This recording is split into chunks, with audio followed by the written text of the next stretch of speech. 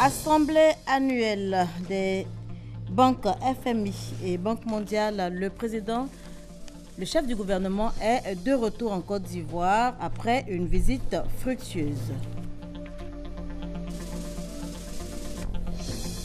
Nouvelle constitution, la Côte d'Ivoire est en passe de se doter d'une nouvelle constitution. Le Parlement sera en plénière dès demain. Qu'en pensent les Ivoiriens? On en parle également dans ce journal.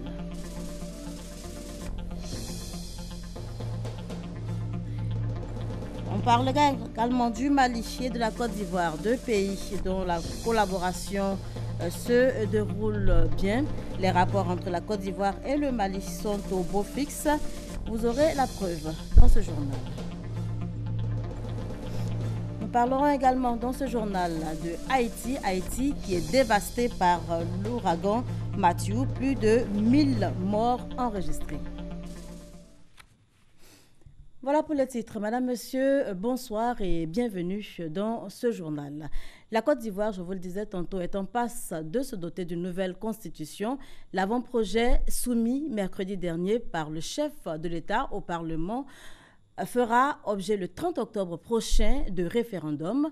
Au nombre des réformes prévues, le plafonnement de l'âge, quant à donc la présidentielle, qu'en pensent les Ivoiriens. Salouma Tidia a tendu son micro à quelques-uns. Sauter le verrou de la limitation d'âge, cela suppose que même à quelqu'un qui a 150 ans, pourvu qu'il tienne sur ses pieds, il peut être président de la République. Alors que nous savons que aujourd'hui, on dit que l'avenir appartient à la jeunesse. Mais laissez la jeunesse gouverner. C'est une bonne chose, parce que si on enlève comme on appelle à la limite d'âge, tout le monde peut se présenter. Donc c'est tout ce que tout un Ivoirien cherche. Parce que nous, chacun veut prospérer. Donc vraiment, c'est une bonne chose. Moi, je pense que personnellement, c'est pas la bienvenue. Moi, je préfère l'ancien système, qu'à tel âge, on ne peut plus se présenter. Parce que quelqu'un qui est fatigué, comment il peut gérer un pays? La Côte d'Ivoire a un passé sombre avec les récentes crises que nous avons connues. Et ces récentes crises-là ont été dues à quoi? Ont été dues à des problèmes de succession, ont été dues à des problèmes d'articles confligènes. Donc aujourd'hui, on veut tout simplement et honnêtement extirper de la Constitution. Parce que la Constitution, il ne faut pas quand même penser qu'une Constitution est immuable.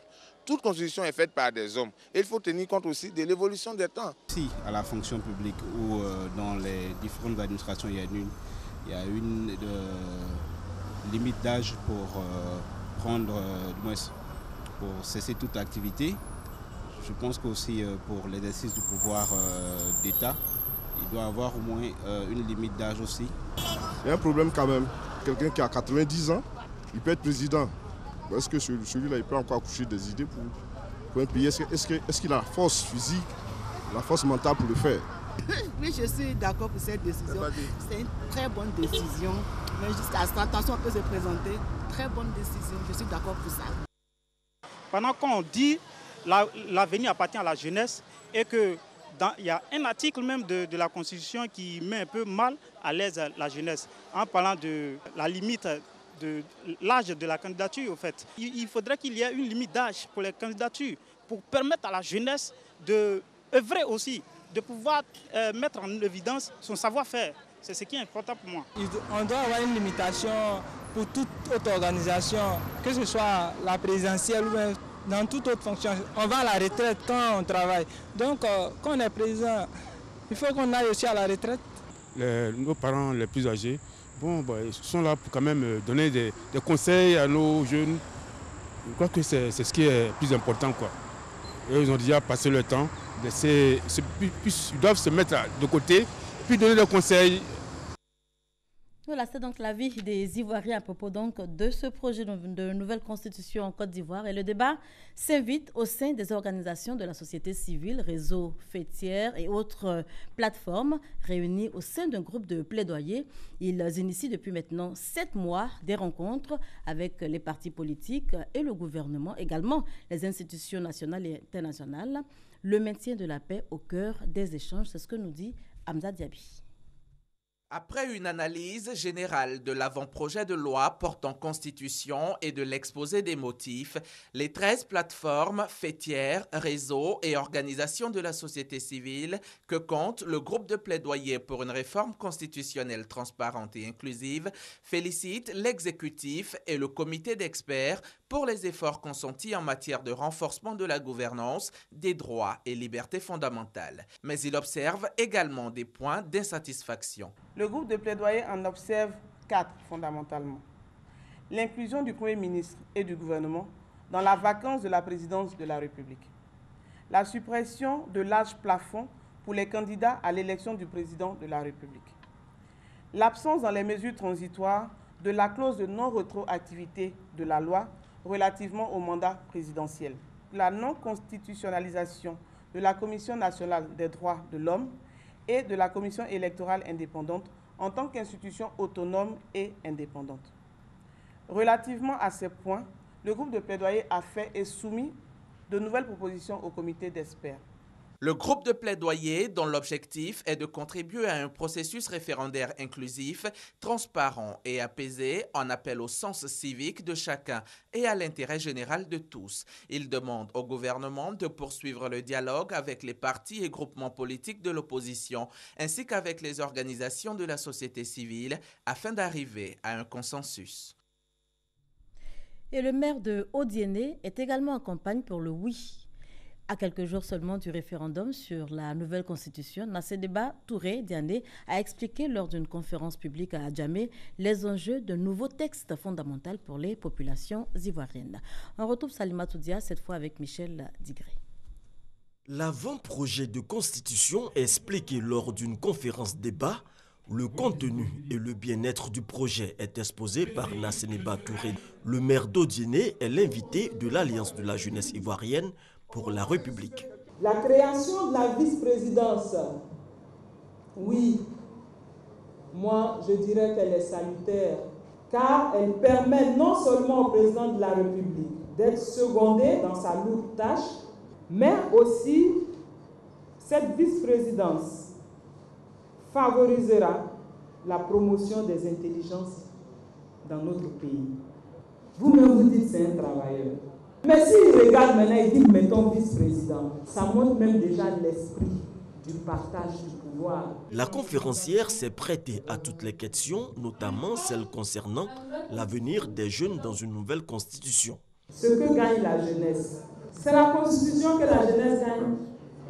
Parce qu'avec la constitution, on dit on met un vice-président qui va s'occuper uniquement maintenant des Ivoiriens pour regarder les problèmes sociaux et économiques.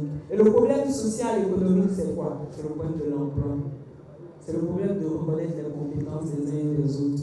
C'est le problème du crédit intérieur, du prêt intérieur à la jeunesse et à la femme. Donc moi, je pense qu'à ce niveau-là, le plus grand gagnant de cette constitution, c'est la jeunesse. Des explications et analyses qui pourraient peser dans la balance le jour du vote. Et dans la même veine, le RFR, Rassemblement des femmes républicaines, se mobilise.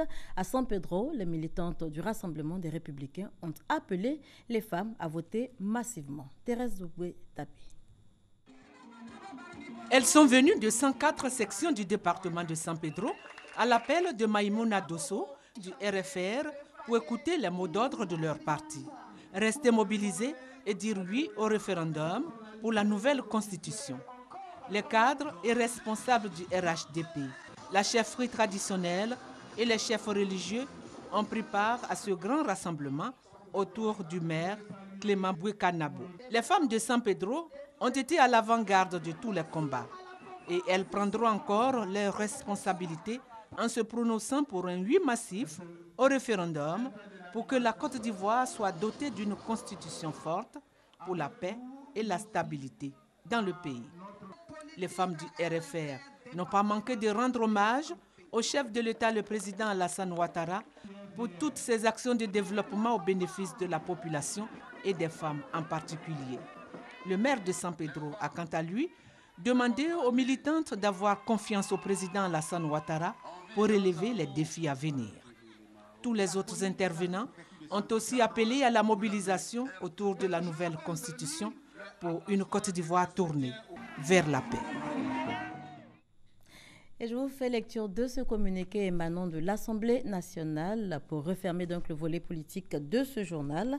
Monsieur Soro Kibafori Guillaume, président de l'Assemblée nationale de Côte d'Ivoire, convoque mesdames et messieurs les députés à la séance plénière du mardi 11 octobre 2016 à 10h au palais de l'Assemblée nationale.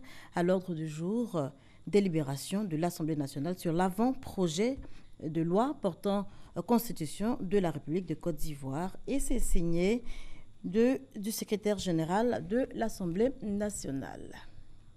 Les relations entre la Côte d'Ivoire et le Mali sont au beau fixe, je vous en parlais tantôt en titre. Pour preuve, ce nouveau contrat social scellé entre les populations de Kaniasso, c'est en Côte d'Ivoire, et celle de Fakola au Mali, un accord signé le 9 août dernier et qui engage les deux parties à consolider leurs liens d'amitié et de fraternité. Amadou Walter Ouattara. Malino, Ivoirien. Jeu d'alliance animé par le lieutenant-colonel Koné Zakaria, danse traditionnelle du terroir malien. Nous sommes à Fakola, en République du Mali. Les Malinqués de Côte d'Ivoire et les frères maliens célèbrent ainsi la paix retrouvée depuis le 9 août 2016 à Kaniasso, à l'issue d'un accord entre les deux peuples voisins pour mettre un terme à plusieurs décennies de conflits. Cette fête a mobilisé à la tête des populations voisines, autorités administratives et membres des gouvernements ivoiriens et maliens. Ils ont exhorté les populations des deux pays à la consolidation de la paix. Vos sœurs, vos frères, ont tous le sentiment que chacun d'eux a apporté quelque chose à l'édifice que nous allons commencer à bâtir aujourd'hui, parce qu'une paix, une réconciliation n'est jamais finie. Elles se construisent, elles s'entretiennent pour que plus jamais ce qui s'est passé n'arrive à nouveau. La paix est l'affaire de tous. Construire et entretenir la paix sont des défis quotidiens et permanents. Cela exige de la patience, de la tolérance, des concessions réciproques, des sacrifices et surtout beaucoup d'humilité. Je vous exhorte à entretenir précieusement la paix retrouvée. Avant son arrivée en terre malienne, la ministre ivoirienne de la Solidarité a fait escale à Gouéa, dernière localité ivoirienne à la frontière avec le Mali. À cette étape, Maria Toukoné et sa délégation ont échangé avec les leaders de communautés, les autorités administratives et les élus de la région du Folon. Le Premier ministre Daniel Kablan-Duncan est rentré des États-Unis où il était pour participer aux rencontres des assemblées annuelles du groupe de la Banque mondiale et du Fonds monétaire international. Le chef du gouvernement ivoirien, vous le voyez en image, s'est félicité dès son retour d'un accord conclu avec le FMI et a salué les avancées importantes avec le groupe de la Banque mondiale concernant donc la participation au financement de projets de développement déclinés par le gouvernement ivoirien. Notez que lors de son séjour, plusieurs rencontres étaient également inscrites à l'agenda du chef du gouvernement, Daniel Kablan-Duncan, qui, dès son arrivée, a fait le point de sa mission. On l'écoute. Concernant le groupe de la Banque mondiale, il y a des avancées aussi importantes. Vous savez qu'à Paris, lors du groupe consultatif, ils avaient annoncé 5 milliards de dollars. Et en fait, on se rend compte que si les choses avancent au rythme auquel ça a commencé, on pourra dépasser donc ces montants-là, notamment en ce qui concerne, disons que MIGA et en ce qui concerne les SFI, parce qu'il y a des grands projets qui les intéressent, notamment dans le domaine de l'électricité, vous savez, avec Azito, Cyprel, mais aussi avec les barrages hydroélectriques, les centrales thermiques, et le secteur aussi d'éducation, alphabétisation, qui les intéresse particulièrement.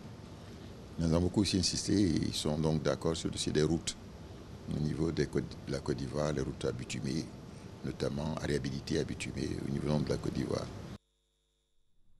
Le chef du gouvernement est donc de retour des États-Unis où il participait, je vous le disais tantôt, aux assemblées annuelles FMI, Banque mondiale. La rencontre aura tenu toutes ses promesses. Les banques sont mobilisées autour, en tout cas, du développement de la Côte d'Ivoire. C'est ce que nous rapporte Adama Koné. Les assemblées annuelles du Fonds monétaire international et du groupe de la Banque mondiale, ce ne sont pas seulement les réflexions en salle. C'est aussi les rencontres de proximité entre pays et avec les opérateurs économiques. Tour à tour, le Premier ministre ivoirien a reçu en audience plusieurs personnalités. D'abord, l'agence de coopération japonaise venue réaffirmer sa détermination à marcher sur le chemin du développement avec la Côte d'Ivoire. C'est décidé et que les deux pays, la Côte d'Ivoire et le Japon, vont travailler ensemble pour que les produits à projet se développent plus rapidement dans le futur. Ensuite, les opérateurs économiques ont suivi. Face à la délégation du Crédit Suisse, la partie ivoirienne semble avoir été convaincante sur les opportunités d'investissement. Un rendez-vous ferme est donc pris. Nous avons écouté avec beaucoup d'attention et nous espérons venir sur place en novembre ou en décembre pour faire le suivi, avec évidemment l'espoir qu'on pourra avoir un rôle beaucoup plus actif en Côte d'Ivoire. Une autre banque, la Standard Chartered Bank, déjà présente en Côte d'Ivoire, l'institution veut prendre un nouvel envol. C'était essentiellement un point d'étape pour lui exprimer les souhaits que nous avions et également les projets que nous avions au niveau de notre banque en Côte d'Ivoire. Dernier opérateur, la Citibank. Après 40 années de présence en Côte d'Ivoire, elle s'engage dans un nouveau contrat de développement. C'est que la Côte d'Ivoire était un centre pour Citi dans l'Afrique de l'Ouest. Donc à partir d'Abidjan, on gère 5 pays effectivement dans la sous-région. Et le deuxième, c'est de dire que Citi a fait des propositions à son Excellence en ce qui concerne les financements du développement en Côte d'Ivoire. Sur 2 types de propositions de financement. Un classique de type Eurobond, comme la Côte d'Ivoire a déjà fait encore. Et la deuxième partie serait d'aider à arriver sur le marché à l'aide des agences multilatérales. Les activités du Premier ministre se poursuivent entre audiences, panels, séances de travail et visites, avec à la même boussole le plan national de développement PND 2016-2020 pour lequel il faut mobiliser 30 000 milliards de francs CFA. Je vous fais lecture de ce communiqué avant de poursuivre.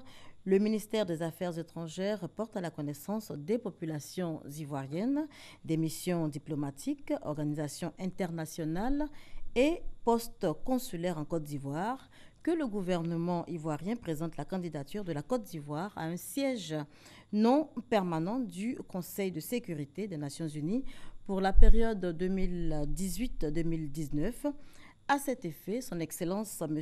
Alassane Ouattara, président de la République de Côte d'Ivoire, procédera au lancement officiel de la campagne de promotion de la candidature de la Côte d'Ivoire lors de la cérémonie qui se tiendra le mardi 11 octobre 2016, donc demain à 17h, à l'auditorium du Centre des conférences du ministère des Affaires étrangères. En conséquence, la Direction générale du protocole d'État invite, Madame et Messieurs, les présidents des institutions, Messieurs les ministres d'État, Mesdames et Messieurs les ministres, les autorités administratives, politiques et coutumières, ainsi que les chefs de mission diplomatiques et la société civile à prendre part à cette cérémonie qui sera suivie de l'inauguration du bloc ministériel, siège du ministère des Affaires étrangères récemment réhabilité. Et notez que la fin de la mise en place est fixée à 16h. On parle santé à présent. Aujourd'hui, 10 octobre, le monde entier célèbre la journée de la santé mentale, une 25e édition placée sous le sceau de l'assistance et du soutien psychologique des victimes. L'OMS évalue ces victimes à 350 millions. Notez qu'en Côte d'Ivoire, la cérémonie officielle a eu lieu à Bingerville et c'est Sita Soro qui nous y conduit. Catastrophes naturelles, guerres, épidémies, attaques terroristes, autant de faits au cours desquels les populations ou les victimes subissent des chocs émotionnels et psychologiques. Après ce type d'événements dans la vie d'un homme, le soutien psychologique est primordial pour limiter les conséquences du stress et du traumatisme. C'est pour répondre à ce besoin d'assistance que la 25e journée mondiale de la santé mentale, célébrée ce 10 octobre à l'hôpital psychiatrique de Bingerville, s'est tenue autour du thème « Les premiers secours psychologiques, une approche clé pour aider les personnes récemment exposées à des situations d'urgence ». Dans une crise, le rôle du psychologue serait d'aider cet individu-là à surmonter la crise et à se réadapter, à vivre avec, à s'épanouir, comme tout être dans la société. Quand on parle d'une reconstruction psychologique, c'est un rétablissement, c'est une forme de rétablissement. De se dire, c'est vrai, c'est arrivé, ça peut arriver à tout le monde, ça m'est arrivé à moi, mais il faut que je surmonte. Cette journée a été l'occasion pour la ministre de la Santé et de l'Hygiène publique de faire l'état des lieux des soins psychiatriques en Côte d'Ivoire, avec l'annonce de la tenue d'un atelier de réflexion. Il faut que nous réfléchissions sérieusement avec tous les partenaires de l'hôpital psychiatrique, tous ceux qui sont concernés par la santé mentale, et même désigner 1 ou 2 parents qui vont nous aider à réfléchir et sortir de là un plan d'action que nous allons dérouler fidèlement. Nous allons réfléchir avec le gouvernement, essayer de voir comment nous pouvons essayer d'apporter une subvention aux médicaments pour les malades. Même si elle n'est pas totale, mais je tiens à ce que cette subvention puisse se faire. Sensibiliser l'ensemble de la population, les acteurs et les partenaires du système socio-sanitaire sur l'importance des premiers secours psychologiques, c'est en cela que s'est résumée cette 25e journée mondiale de la santé mentale. Et à 240 km au nord d'Abidjan, à Yamoussoukro, capitale politique de la Côte d'Ivoire, l'événement n'est pas passé sous silence. La journée mondiale de la santé mentale était le lieu de faire un plaidoyer pour la prise en charge des victimes. C'est ce que nous dit Kwadio Kwame Jean-Daniel de Dieu. Des kits alimentaires distribués aux malades mentaux à Yamoussoukro pour marquer la journée mondiale des malades mentaux. On estime à 400 millions le nombre de personnes aujourd'hui atteintes de troubles mentaux ou neurologiques ou souffrant de problèmes psychosociaux dans le monde. Selon les experts de l'Organisation mondiale de la santé, ces maladies seront la 2e cause de mortalité et de handicap d'ici 2020. La maladie mentale est comme toute autre maladie. On ne naît pas malade mental, on le devient. Ces malades ont donc besoin de soins et d'entretien.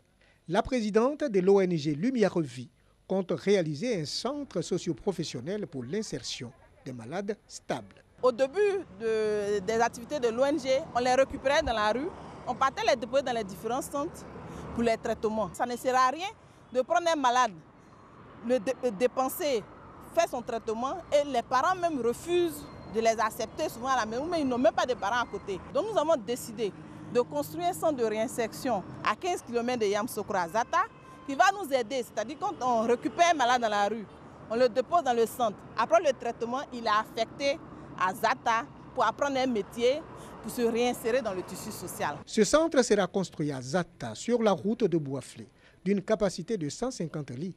Il coûtera 300 millions de francs CFA, et cela pour restituer à ces personnes toute leur dignité humaine. Je vous conduis à présent à Dimbokro où le Conseil Café Cacao a fait parler son cœur en faveur des populations rurales. Elles viennent de recevoir une ambulance. Nofou, jadis gare ferroviaire, aujourd'hui sous-préfecture dans le département de Dimbokro. La localité dispose d'un groupe scolaire et d'un centre de santé. Son château d'eau et son électrification, 2 promesses du chef de l'État sont en cours de réalisation. Mais des obstacles à l'évacuation des malades des 16 villages de Nofou vers le CHR de Dimbokro à seulement 20 km. Nous appelons pour qu'on nous envoie une ambulance du CHR, soit nous partons dans un village à Djoumanikro situé à 8 km, là où est stationné le Badian qui fait la ligne Nofou-Dimbokro, soit les parents appellent à Dimbokro pour faire venir un taxi, ou bien s'ils ont un parent là-bas qui a véhiculé, c'est le parent qui vient chercher le malade. Pour en finir avec ce calvaire, une ambulance médicalisée de 30 millions de francs CFA et 300 kits scolaires, dont du Conseil Café Cacao, pour manifester la solidarité des producteurs de ce binôme aux populations de la région de Nzi, première boucle du cacao. Il s'agit surtout de les encourager à réinvestir dans la cacaoculture et la caféiculture, puis le donateur d'indiquer que les conditions de cette reprise sont favorables au regard des productions de Nofou. Pour le cacao, nous sommes à plus de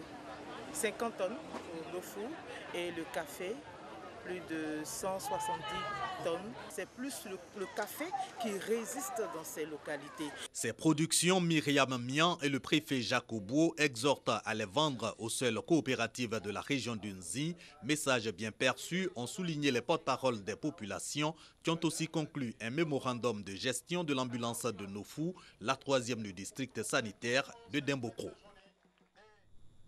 Une autre célébration ce 10 octobre, c'est la journée mondiale contre la peine de mort. Cette pratique en vigueur dans certains pays a été supprimée dans le code pénal ivoirien depuis mars 2015.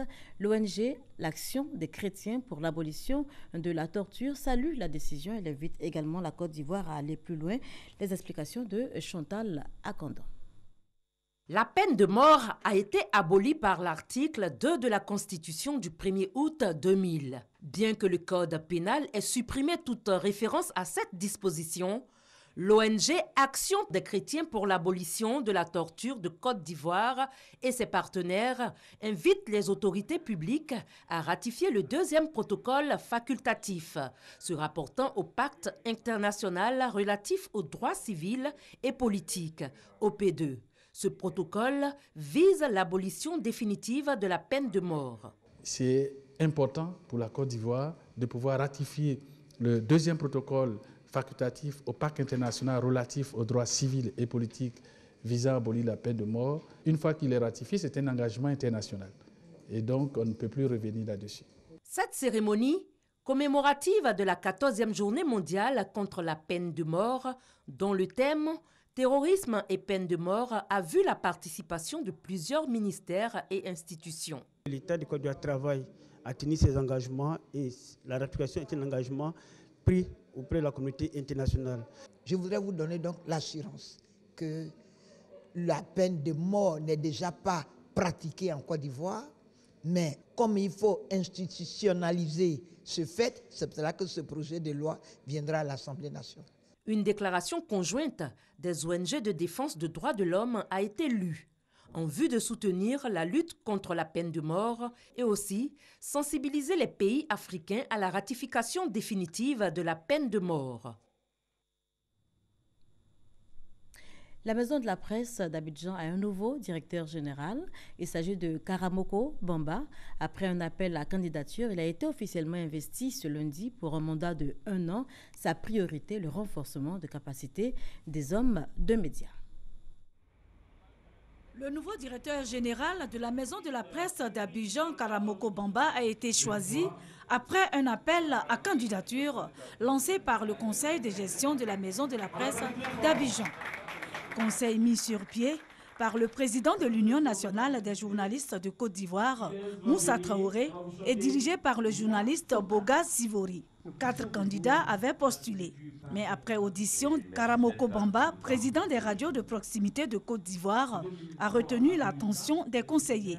Après son installation officielle, le nouveau directeur général de la Maison de la Presse d'Abidjan entend relever de nombreux défis en mettant l'accent sur la formation. Nos priorités, c'est d'élaborer un plan d'action pour la Maison de la Presse d'Abidjan, trouver des formations pour les journalistes de Côte d'Ivoire, c'est de donner une plus grande visibilité à la Maison de la Presse d'Abidjan.